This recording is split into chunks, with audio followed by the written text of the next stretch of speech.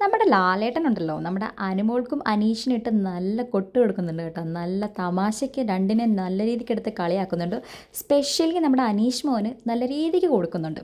ലാലേട്ടൻ കേരളത്തെക്കുറിച്ച് കുറച്ച് ക്വസ്റ്റ്യൻസ് ചോദിക്കുകയാണ്. ആദ്യമായിട്ട് നമ്മുടെ ലാലേട്ടൻ ചോദിച്ച ക്വസ്റ്റ്യൻ, എന്തുകൊണ്ടാണ് നവംബർ 1 കേരള പിറവിയായിട്ട് ആചരിക്കുന്നതെന്ന്. അസ് യൂഷ്വൽ നമ്മുടെ നെവിൻ്റെ അടുത്തായിരുന്നു ക്വസ്റ്റ്യൻ.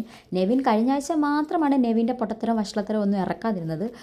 ഒരു എന്താ എനിക്ക് എന്തൊക്കെയോ കോമഡി എന്നുള്ള രീതിയിൽ നെവിൻ ഇന്നും കാണിക്കുന്നുണ്ട്.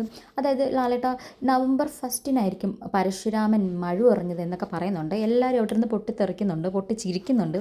ചിലപ്പോൾ നെവിൻ അറിയാവുന്ന അറിവ് ചിലപ്പോൾ അതായിരിക്കും മേ ബി. അതിനുശേഷം നമ്മുടെ അനീഷ് മോനെ പിടിക്കുകയാണ്.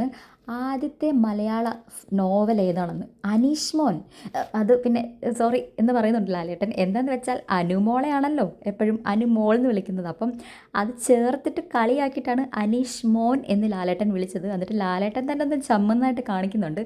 എല്ലാവരും ഇവിടെ നിന്ന് ചിരിക്കുന്നുണ്ട്. അപ്പോൾ അനീഷിന് അത് അറിയത്തില്ല. അനീഷ് പറയണ എന്തോ ഒരു സ്ത്രീയുടെ പേര്. അപ്പോൾ ലാലേട്ടൻ ശരിക്കും കളിയാക്കാണ്. സ്ത്രീയുടെ പേരൊക്കെയാണല്ലോ ഇപ്പം പഠിച്ചുകൊണ്ടിരിക്കുന്നത് എന്ന് ചോദിക്കുകയാണ്. നമ്മുടെ അനുമോളുടെ കാര്യമാണ് കേട്ടോ പറയുന്നത്. അപ്പോൾ എല്ലാവരും കൂടെ വീണ്ടും ചിരി തുടങ്ങി. അതിനുശേഷം നമ്മുടെ അനുമോളുടെ അടുത്താണ് ക്വസ്റ്റ്യൻ ചോദിക്കുന്നത്. വിദ്യാഭ്യാസ മന്ത്രി ആരാണ് കേരളത്തിൻ്റെ. അനുമോൾ തപ്പിത്തടയാണ്. ഇത് മറ്റേ അത് ആ താടിയുള്ള എന്നൊക്കെ പറഞ്ഞിട്ട് അനുമോളുടെ വിവിധ തരത്തിലുള്ള എക്സ്പ്രഷൻ ആയിരുന്നു ലാലേട്ടൻ ചോദിച്ച സമയത്ത്. അനുമോൾക്ക് ആ ആളുടെ പേര് വി ശിവൻകുട്ടി എന്നുള്ള പേര് ചിലപ്പോൾ കിട്ടിക്കാണത്തില്ല. അപ്പോൾ അനുമോൾ ആളുടെ രൂപമുണ്ട്, പക്ഷേ പറയാൻ ഉള്ള ആ ഒരു പേര് ചിലപ്പോൾ കിട്ടിക്കാണത്തില്ല. അതായിരുന്നു അനുമോളുടെ എക്സ്പ്രഷനൊക്കെ.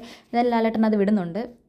അതിനുശേഷം നമ്മുടെ നെവിൻ്റെ അടുത്താണ്. നെവിൻ്റെ അടുത്ത് ആരെങ്കിലുമൊക്കെ ക്വസ്റ്റ്യൻ ചോദിക്കുമോ, ഏറ്റവും വലിയ കൊടുമുടി ഏതാണ് കേരളത്തിലെന്ന് ചോദിക്കുമ്പോൾ അവിടെ ഇരുന്ന് നമ്മുടെ ഷാനവാസിക്ക കൊടുമുടി എന്ന് പറയുന്നുണ്ട്, സോറി നെടുമുടി എന്ന് പറയുന്നുണ്ട്. ഉടനെ തന്നെ നെവിൻ നെടുമുടി എന്ന് പറഞ്ഞ് പിന്നെയും അവരവരുടെ പൊട്ടത്തരം കേട്ടിട്ട് അവരവർ തന്നെ ഇരുന്ന് ചിരിക്കുകയാണ്. അറിയത്തില്ലെങ്കിൽ അറിയത്തില്ല എന്ന് പറഞ്ഞാൽ പോരെ, എന്തിനാണ് ഈ പൊട്ടത്തരം പറഞ്ഞ് കാണിക്കുന്നതെന്ന് മനസ്സിലാകുന്നില്ല.